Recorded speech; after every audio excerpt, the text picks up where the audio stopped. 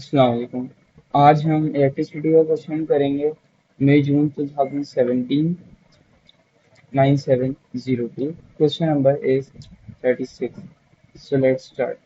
Four resistors are connected in a square as shown. There are four resistors connected. अच्छा, ये series में है या पैरेलल में है, ये हम बाद में देखें। The resistance may be measured between any two junctions. ठीक है, किसी भी दो के बीच में हो सकती है। अच्छा, between two junction is a major resistance greatest. ठीक है, ग्रेटेस्ट रेजिस्टेंस बतानी है। कौन से दो ऐसे पॉइंट्स हैं, जंक्शंस हैं, जिनके बीच में रेजिस्टेंस जो है वो ग्रेटेस्ट हो। अच्छा, अब इसको बताने का तरीका क्या है। सबसे पहले तो एक फॉर्मूला याद कर लें, जो कि याद होना भी चाहिए, और मैं बता भी देता हूँ यहाँ पर, क्योंकि आपको याद होना चाहिए। और this will help a lot in this question. So resistance equals to R1 multiplied by R2 over R1 plus R2, यानी प्रोडक्ट अपॉन सम। रेजिस्टेंस वन कुछ भी हो, मल्टीप्लाई बाय रेजिस्टेंस टू, और उन दोनों को आपस में नीचे ऐड कर दें। ठीक है, अब इसको सॉल्व किस तरह करें। अब ग्रेटेस्ट रेजिस्टेंस जो है वो किसी भी दो जंक्शन के बीच में हो सकती है, हमें नहीं पता, तो हम ऑप्शन देखेंगे और उसके अकॉर्डिंगली सॉल्व करेंगे। ठीक है, और ये जो फॉर्मूला है ये है पैरेलल सर्किट्स के लिए। तो सबसे पहले उन्होंने हमें पहला ऑप्शन दिया हुआ है पी एन क्यू। तो पी एन क्यू में पहले मार्क कर लेता हूँ, this will be P N Q. अच्छा, अब पी एंड क्यू कहा हुआ है तो पी एंड क्यू को अलग कर लिया। ठीक है, और अब देखा बाकी कौन से तीन बचे हैं। ये पी एस, एस आर और आर क्यू, ये अलग और ये सब एक साइड पे। तो इसको हमने कर लिया आपस में कि ये एक साइड पे हो गया, और ये तीनों जो हैं वो हो गए सीरीज में, ये तीनों हो गए सीरीज में, फॉर एग्जांपल इस तरह से। ठीक है, ये तो आपने देखी होगी डायग्राम, इस तरह से। बस ये थोड़े से कर्व हैं, या कह लें कि थोड़ा साइड पे हैं, तभी शेप थोड़ी सी अलग है, बाकी है यही चीज। तो ये तीनों सीरीज में हो गए, और ये अलग जो है पैरेलल में है। तो पैरेलल के लिए मैंने फॉर्मूला क्या बताया था, ये वाला। तो यहाँ पे हम R1 लेते हैं 2 मल्टीप्लाइड बाय, ये हो गई पूरी रेजिस्टेंस। इस पूरी चीज को एक चीज कंसिडर कर लीजिए। ठीक है, 8, 6 और 4। तो अगर हम इनको टोटल करें 8, 6 और 4 का, तो बनता है 18। 2 मल्टीप्लाई बाय 18, 2 प्लस 18। ठीक है, ये फॉर्मूला इस्तेमाल हुआ।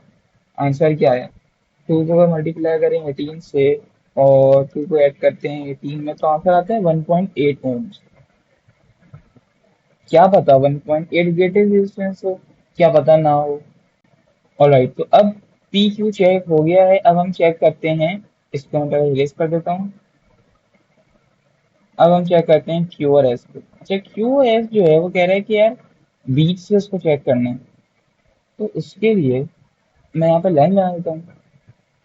एज सिंपल इज दैट, ये मैंने यहाँ पे लाइन बना दी। अच्छा, अब लाइन बनाने के बाद ये वाला जो एरिया है मेरा, ये आपस में हो जाएगा सीरीज में, और ये भी आपस में दोनों क्यू आर और एस आर हो जाएंगे सीरीज में। आपस में तो सीरीज में हो गए, बट अगर हम इनको ऑपोजिटली देखें तो ये क्या है, पैरेलल।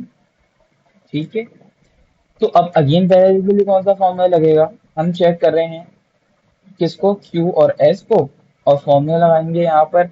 आर वन कितना है यहाँ पे, 8 + 2, बल्कि मैं कर ही देता हूँ, 8 मल्टीप्लाई बाय 2। सॉरी, यहाँ पे हम देखेंगे पूरी चीज को ना, तो 8 + 2 यहाँ पे 10 हो गया। ठीक है, अच्छा दोनों साइड पे 10 है। R 10 multiply by 10, 10 plus 10, this will give you 5। समझ में आ गया, नहीं दोबारा बताता हूँ। ये पूरी साइड एक कंसीडर कर ली, और इस तरफ राइट हैंड साइड एक कंसीडर कर ली। आपस में दोनों सीरीज में है, 2 + 8 10, आपस में दो सीरीज में है, 6 + 4 10।